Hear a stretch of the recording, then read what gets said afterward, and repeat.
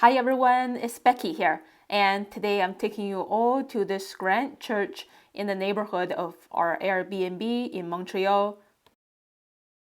And after enjoying a cup of latte and pastry, now I'm ready to sketch the church sitting outside the cafe.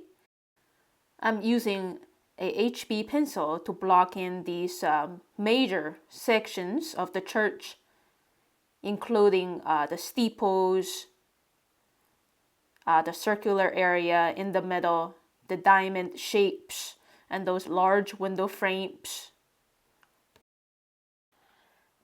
So I see this church has two towers, and each tower is kind of like a hexagonal prism. So this is the lower part of the tower on the left, and this side is going down a little bit towards the left.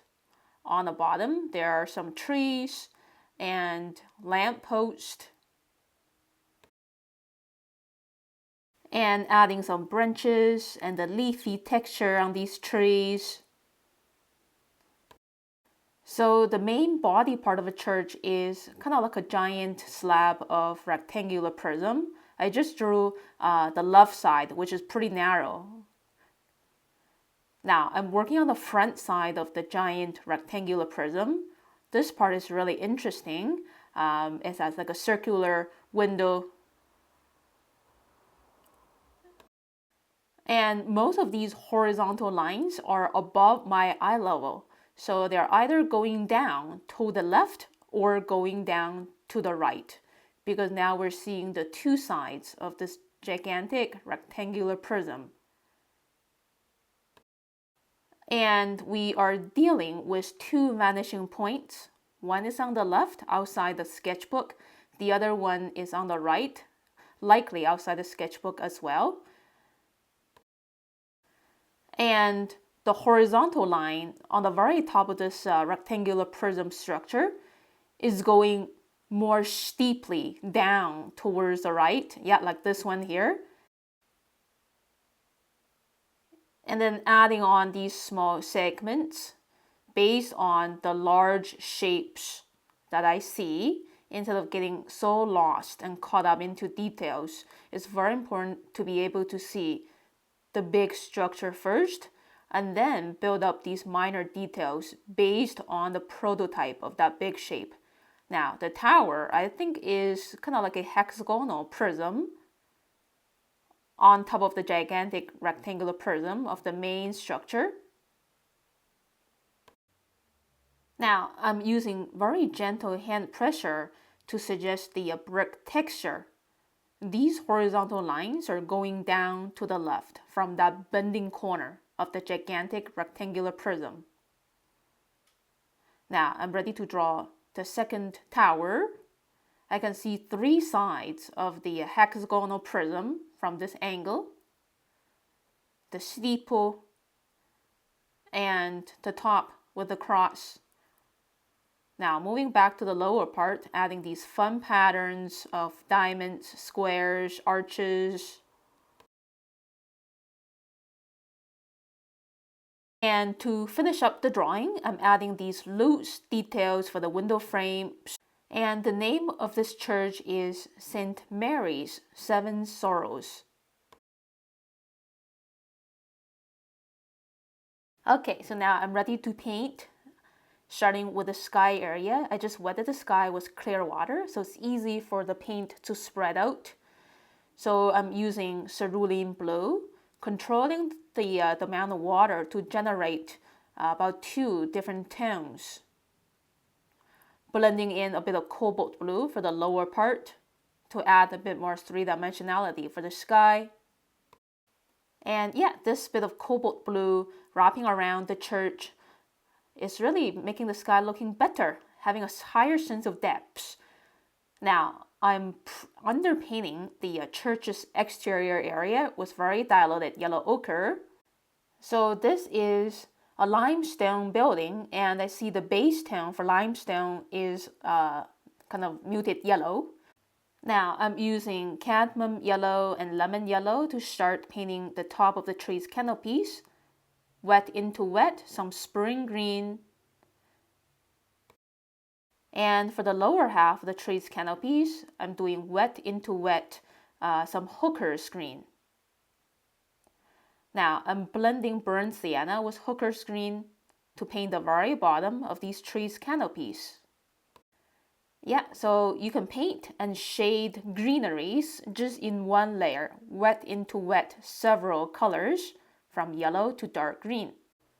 So for the roof of the towers, I mixed cobalt blue with permanent violet. And I continue to use the blue violet to shade the window frame of the circular window in the middle. Another layer of less diluted blue violet to make the towers shine. And I'm going to continue to use blue violet, very diluted, to shade the exterior of the church. It's actually a little tricky to shade the church because the sky is actually a little overcast. The smoky air is still hanging around, so we'll see. The creative process is always uncertain. You never know what the final result is going to look like. You just have to keep pushing using your intuition. So I'm very firm that the roofs of these towers are the darkest grays, and the right slice of the roof is the darkest gray because I think the sun is on the left. So the right side of these shapes are shaded the most. So the left side will not be overshaded. And intensifying the bottom of the tree's canopies using burnt sienna mixed with hooker's green containing less water. And the inside of the circular frame is pretty shaded because it's bending inwards, getting less daylight. And shading slowly and a little carefully. And now I decided to shade the entire right side of this gigantic rectangular prism using a slightly heavier gray, just to give more contrast to the overall big structure.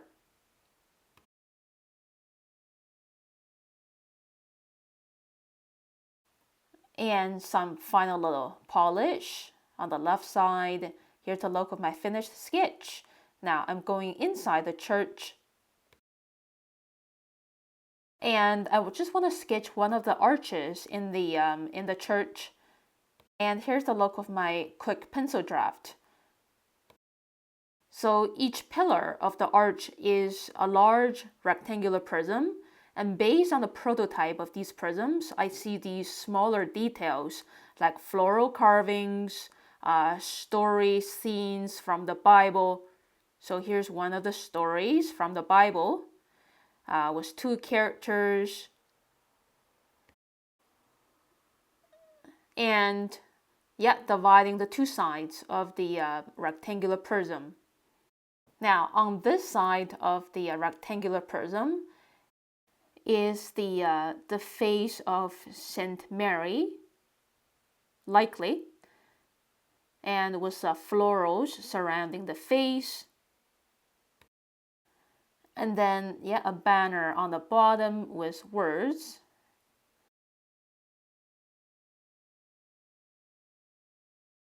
And adding some minor details for the plaque here on the left side of the pillar.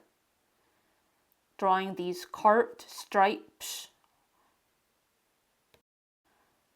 Now I'm drawing the crown area of the pillar, which is a really beautiful area.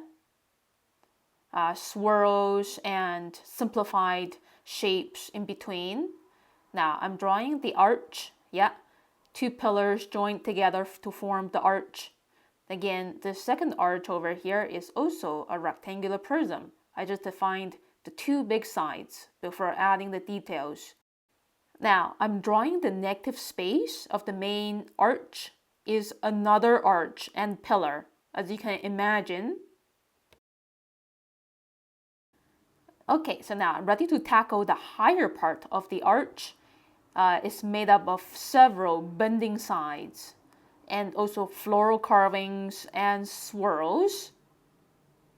As you can see, I'm trying to define the multiple bending sides going in and out. kind of zigzagging. And yeah, this is a really fun challenge to capture like a very, very three-dimensional structure, a pretty complicated arch inside a church. And yeah, I am enjoying the process. It's pretty satisfying to put everything together into this fancy arch. And suggesting another pillar in the back using faint lines. Now I'm working on the details of the right pillar. Just summarizing all the details very quickly using simplified lines and shapes. And this one is just a duplicate of St. Mary's face, exactly the same as the one on the left. And yeah, and these stripes as well.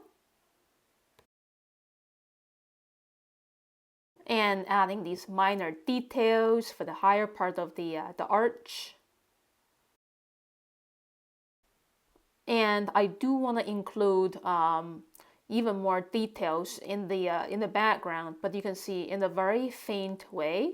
They don't need to come forward to compete with the main arch. Now I'm erasing the pencil lines, and then I'm ready to paint watercolors. And my very first move is to make this interior space glow using very diluted yellow ochre as usual.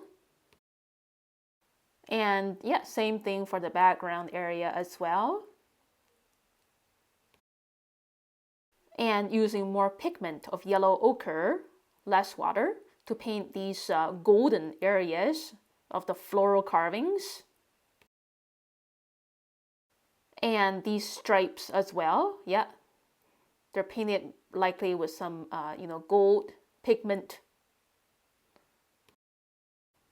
Yeah, so I'm gonna keep spotting these golden areas and get this bright yellow ochre painted. The bottom of the pillars are also golden. Same for the frame of the plaque. And my next move is to shade these rectangular prisms. The daylight comes from the left, so the right side of these two pillars are shaded. And for the higher part, the shading condition is a little random. Just follow my observation and use a bit of reasoning. The back wall area, the negative space, is also pretty heavily shaded. So I'm using cobalt blue mixed with imperial purple, sometimes with a higher ratio of cobalt blue, other times a higher ratio of imperial purple to shade these gray areas pretty expressively. So next time we are shading something gray, try mixing cobalt blue with a purple and play with the ratio of these two colors and coloring these tiny shapes on the plaque. And I want to keep the left side of these two pillars nice and bright without shading them at all, just to create a higher sense of contrast and drama. Here's a look of my finished sketches. And thank you so much for watching this video, everyone. If you like it, please click like and leave me a comment below. Subscribe to my channel for these fun tutorial videos coming up, and I'll see you around in the next video very soon. Take care. Bye, everyone.